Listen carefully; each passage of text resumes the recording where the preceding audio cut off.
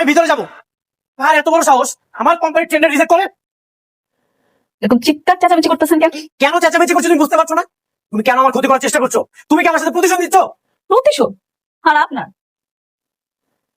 কি আফসোস, কোম্পানি যারা যোগ্য মনে করছে তারই প্রজেক্টে গেছে। আপনি শুধু শুধু চিৎকার করা তো কোনো লাভ নাই। যোগ্য? রাতুলকে তোমার যোগ্য মনে হয়? ও তো একটা বেইমান। তুমি জানো না ও যে কোম্পানির ওনার, সেই কোম্পানির আসল মালিক হচ্ছে আমি। ও তো আমার সাথে বেইমানি করে আমার সবকিছু নিয়ে নিয়েছে। ও আচ্ছা, রাতুল বেইমান। রাতুল যদি বেইমান হয়, আপনি কি করছেন মনে নেই আপনার? আমি কি করেছি? সহজ সরল মানুষের জীবন নিয়ে আপনি সিনেমিনি খেলছেন। কোটিপতি হওয়ার নেশা আপনি এত নিচে নামতে পারেন? আপনার কাছে তো ভালোবাসার কোনো দাম নেই। আপনি রাতুলের কি বলতে আসছেন? রাতুলের সাথে তো আপনি বড় বেইমান। হ্যাঁ, আমি বেইমান। তুমি একদম সত্যি বলেছো, আমি বেইমানি করেছি। তোমার ফ্যামিলি ভালো করতে যে আমি নিজের সাথে বেইমানি করেছি। মিস্টার অনিক, আপনার এই বানোয়াট মিথ্যা গল্প এইখানে আর চলবে না। অন্য জায়গায় গিয়ে দেখান যান। আমার চোখের দিকে তাকাও। আমার চোখ কি মিথ্যা বলছে? আসলে কি জানো, অকৃতজ্ঞরা কখনো উপকার স্বীকার করে না।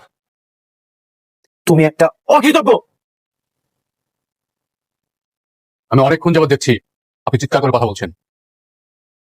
একজন ভদ্রমহিলার সাথে কিভাবে কথা বলতে হয় সেটা আপনি জানেন না। সিকিউরিটি, ওনাকে ধরে ঘাড় ধাক্কা দিয়ে রাস্তায় ফেলে দিয়ে আসো। অত বড় সাহস যে সালিমা গ্রুপে হেড অফিসে এসে চিৎকার করে কথা বলছে।